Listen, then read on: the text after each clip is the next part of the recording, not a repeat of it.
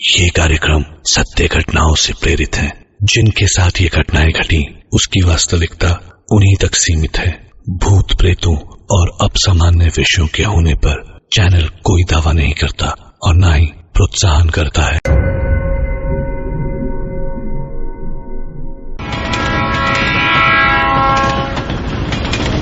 रात 11 बजे मैंने ट्रेन पकड़ी। टिकट कंफर्म नहीं होने पर पहले तो बहुत दिक्कत हुई, पर फिर कुछ ले देकर मुझे AC 3 tier में जगह मिल ही गई। बचपन से ना मुझे ट्रेन का सफर बहुत अच्छा लगता था, इसलिए जहां तक पॉसिबल होता मैं आउट ऑफ स्टेशन जाने के लिए ट्रेन का ही इस्तेमाल करता। रात करीबन 12 बजे जब मैं AC 3 tier में घुसा, गजब की शांति थी वहां। कभी ट्रेन की आवाज मेरे कानों में आती और जब उससे ध्यान हटता तो कंपार्टमेंट में सोते हुए लोगों के सांस लेने की आवाज आती। मैंने फटाफट अपना सामान एडजस्ट किया और सोने के लिए बिस्तर बना लिया। नींद मुझे बस आने ही वाली थी कि किसी ने मुझे नींद से उठाया।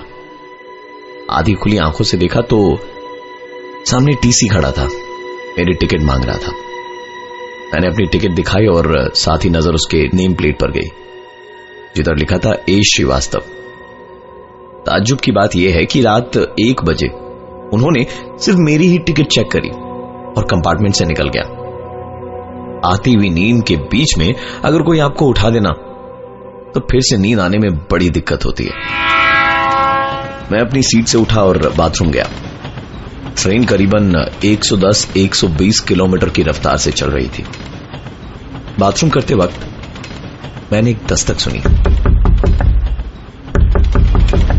शायद यह दस्तक कोई बाहर से बाथरूम के दरवाजे पर दे रहा था, लेकिन अगले ही पल मुझे अपनी आंखों पर यकीन नहीं हो रहा था, क्योंकि यह दस्तक कोई चलती हुई ट्रेन के बाहर से शीशे वाली खिड़की पर दे रहा था और वो हाथ मैं साफ तौर पे देख पा रहा था। इससे पहले मैंने आज तक अपनी लाइफ में कभी भी इस तरह की कोई चीज एक्सपीरियंस नहीं करी थी। मैंने तुरंत बाथरूम का दरवाजा खोला कंपार्टमेंट की ओर जाने के लिए। बाहर TC A श्रीवास्तव मिले, जिन्होंने मुझे देखते ही कहा, कब से खटखट कर रहा हूं, लाइए टिकट दिखाइए। मैंने कहा, अभी तो टिकट दिखाई थी आपको 10 मिनट पहले। गड़बड़ हो जाती है, उम्र हो गई है ना, जाइए बर्थ नंबर 35 पर लेट जाइए। AC 3 tier में सफर कर रहा था। गजब की शांति थी ट्रेन के अंदर। रात 1 बजे TC के उठाने से मेरी नींद टूटी। टिकट चेक कराकर बाथरूम गया तो चलती ट्रेन के बाथरूम के शीशे पर किसी के हाथों से दस्तक सुनकर बाथरूम का दरवाजा खोल कंपार्टमेंट की ओर भागने के लिए जैसे ही बाहर निकला तो सामने TC A श्रीवास्तव खड़े थे मेरी टिकट चेक करने के लिए। मैंने कहा, आपने अभी तो 10 मिनट पहले मेरी टिकट चेक करी थी।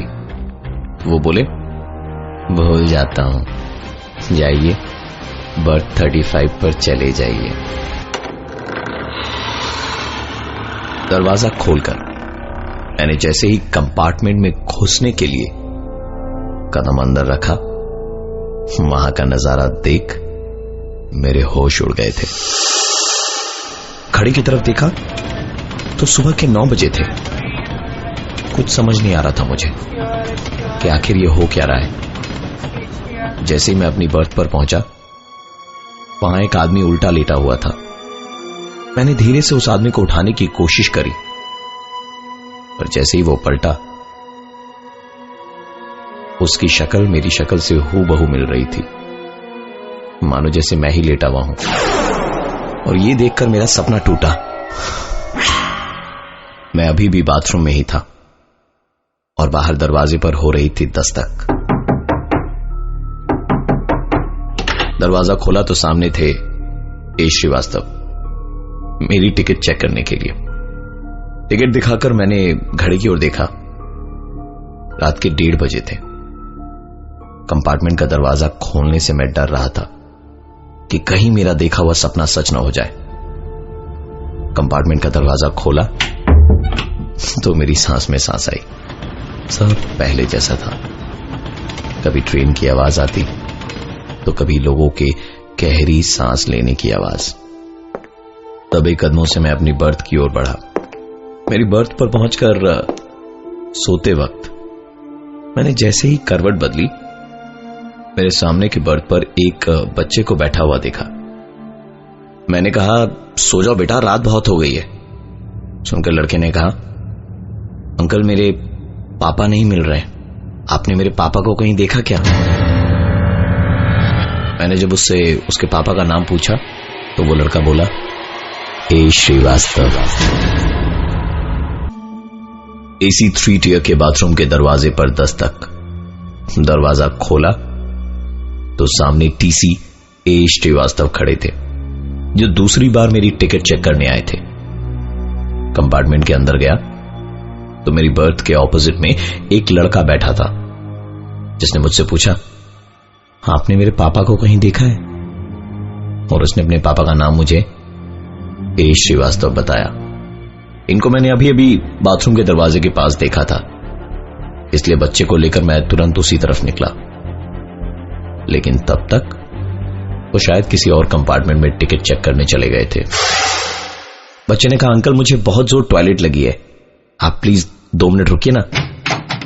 इतना कहकर वो बाथरूम के अंदर चला गया और मैं बाहर रुका रहा 5 मिनट तक। जब वो बाहर नहीं आया तो इस बार मैंने दरवाजे पर दस्तक देना शुरू किया। दरवाजा खुलने पर अंदर से बच्चा नहीं, टीसी ए श्रीवास्तव निकला। उसे देखते ही मैं समझ गया था कि गड़बड़ क्या है और मैं अपनी बर्थ की ओर भागा, जहां वो बच्चा बैठा हुआ था, जिसको मैंने अभी अभी बाथरूम के दरवाजे के अंदर छोड़ा था। एक तरफ ये बच्चा और दूसरी तरफ ए श्रीवास्तव। गला सूख रहा था, पसीना आ रहा था, पूरी ताकत लगाकर चिल्लाना चाहता था पर गले से आवाज नहीं निकल पा रही थी। ऐसा लग रहा था मानो जैसे कोई मुझे जोर जोर से हिला रहा हो। आंख खुली तो ये कोई और नहीं, मेरी बीवी थी और मैं अपने घर में ही था, किसी ट्रेन में नहीं। मैंने जो कुछ भी देखा वो बस मेरा सपना था। मैं और मेरी बीवी मेरे इस सपने की बात कर ही रहे थे कि मेरे 4 साल के बेटे की नींद टूटी। मैं उसे बाथरूम ले गया और बाहर खड़े खड़े अपने सपने के बारे में सोचते हुए 10 मिनट कब निकल गए पता ही नहीं चला। इस बीच मेरा ध्यान ही हट गया था कि मेरा बेटा बाथरूम के अंदर है।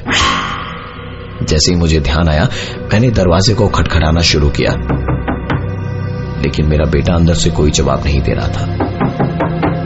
मैंने और जोर जोर से दरवाजे को खटखटाना शुरू किया और इसी खटखट से मेरी नींद टूटी और देखा तो पाया कि मैं घर पर नहीं, ट्रेन में ही था।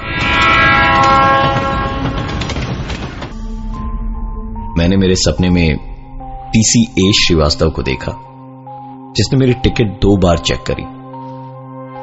मेरे सपने में मेरे साथ कई हादसे हुए, जिसने मुझे बेचैन कर दिया।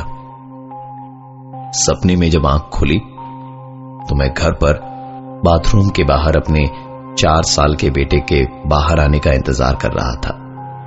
जब वो 10 मिनट तक बाहर नहीं आया तो मैंने दरवाजे को खटखटाना शुरू किया और इसी खटखट से मेरी नींद टूटी और देखा तो पाया कि मैं घर पर नहीं, ट्रेन में ही था।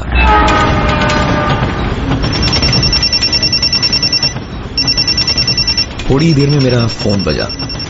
देखा तो फोन मेरे घर से था।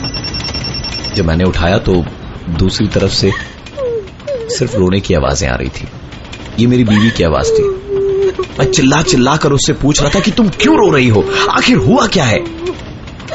लाइन डिस्कनेक्ट हो गई क्योंकि मेरा फोन नेटवर्क कवरेज एरिया से बाहर चला गया था। मैं बार बार उसे फोन मिलाने की कोशिश कर रहा था पर फोन लग ही नहीं रहा था क्योंकि नेटवर्क था ही नहीं। इधर मैं ऑलरेडी बहुत परेशान था और दूसरी परेशानी मेरे ठीक बगल में खड़ी थी और मुझसे पूछ रही थी, अंकल मेरे पापा मिले या नहीं। अब की बार मुझसे रहा नहीं गया और मैं चीख पड़ा उस पे, मर गया तेरा बाप, कब से परेशान करके रखा है, कभी इधर तो कभी उधर, कभी उधर तो कभी इधर, तेरा टिकट चेक नहीं किया तेरे बाप ने। तभी पीछे से आवाज आई, मैं ही हूं इसका बाप, ए श्रीवास्तव। आपने बुलाया मुझे, लाइए टिकट दिखाइए। आपने मेरे पापा टिकट दिखाइए, आपने मेरे पापा टिकट दिखाइए, आपने मेरे टिकट पापा दिखाइए, पापा टिकट पापा दिखाइए, आपने मेरे टिकट पापा टिकट पापा टिकट, आपने मेरे टिकट पापा टिकट पापा टिकट पापा। आंख खोली तो शाम के 6 बज रहे थे।